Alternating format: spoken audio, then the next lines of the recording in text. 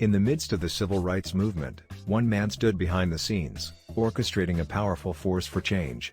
This is the story of Bayard Rustin, a hero and strategist who dedicated his life to the fight for civil rights.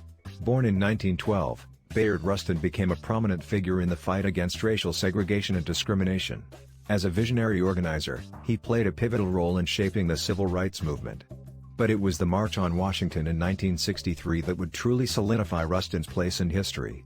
Rustin worked tirelessly, mobilizing hundreds of thousands who gathered to demand equality and justice.